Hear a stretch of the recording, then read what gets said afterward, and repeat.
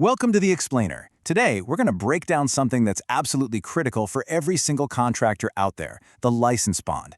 Let's dig into what it is, and more importantly, why it really matters for your business. So, you've seen it a million times, right? Slapped on the side of a work truck or on a business card, licensed and bonded. But have you ever really stopped to think about what that bonded part actually means? It's so much more than just a sticker. It's a core piece of your professional reputation. So in this explainer, we're going to walk through the whole thing. We'll start with what a bond actually is and clear up how it's totally different from insurance. Then we'll get into the numbers, the costs, and figure out who needs one. I'll even give you a simple 5-step guide to get it done. And finally, we'll talk about what it all really means, the promise you're making. Okay, let's get right to it. First things first, what in the world is a contractor bond? Let's nail down the definition. So, in simple terms, a contractor bond is basically a three-way handshake, a formal agreement. But here is the most important thing to get right away. It is not for you, the contractor. It's for the public. It's a financial guarantee to your customers in the state that you're going to play by the rules, finish the jobs you start, and pay your bills. So let's look at the three players in this game. First, you've got you, the contractor. The official term is the principal. Then there's the government agency, like the state licensing board, that says you need the bond. They're called the obligee. And finally, you have the surety company. They're the ones who back the bond with money. They're the guarantor. And that brings us to the single biggest mix-up I see all the time. The difference between a bond and your insurance policy. They are not the same, and you've got to understand why. Check this out. It really boils down to one simple question. Who is being protected? A bond protects the public from something you might do wrong. And if the surety company has to pay out a claim on your bond, you're on the hook to pay them back every single penny. Now, insurance is the exact opposite.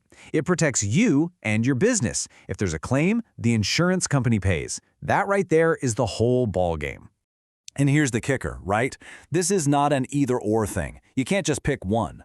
The bond is what lets you get your license in the first place, and the insurance is what protects you while you do the work. You gotta have both to be legal and fully covered. Okay, let's talk money. The question every single business owner asks, what's this going to cost me? Let's run the numbers. Now, here's some good news. You don't pay for the whole bond amount. Not even close. You just pay a small slice of it, and that's called the premium. So for contractors who have solid credit, you're typically looking at just 1 to 3% of the total bond amount paid once a year.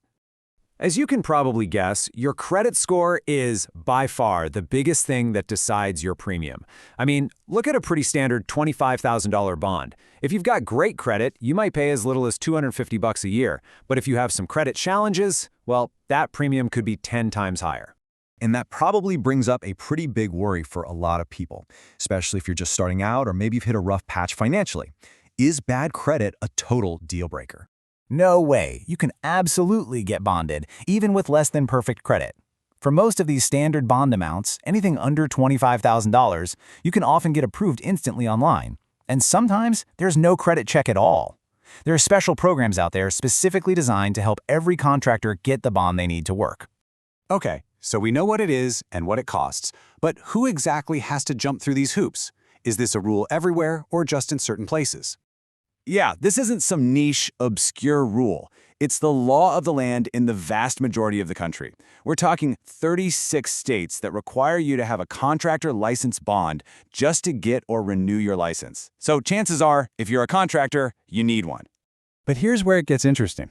The actual bond amount you need can be all over the map. You look at California, and it's a flat 25 grand for most folks.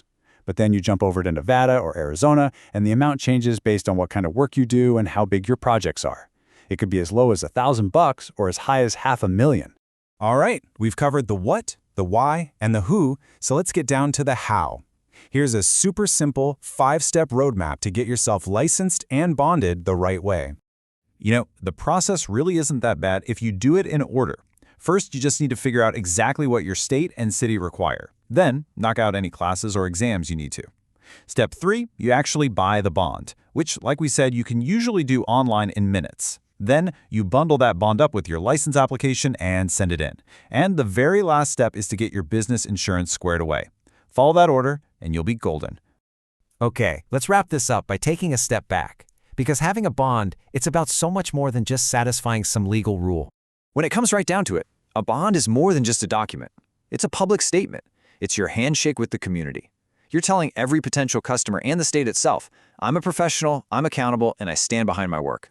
And that's really the big takeaway, isn't it? The bond is the requirement. It's your ticket into the game. But the trust, well, the trust is what you build on top of that foundation with every single client on every single job. That's what really builds your reputation.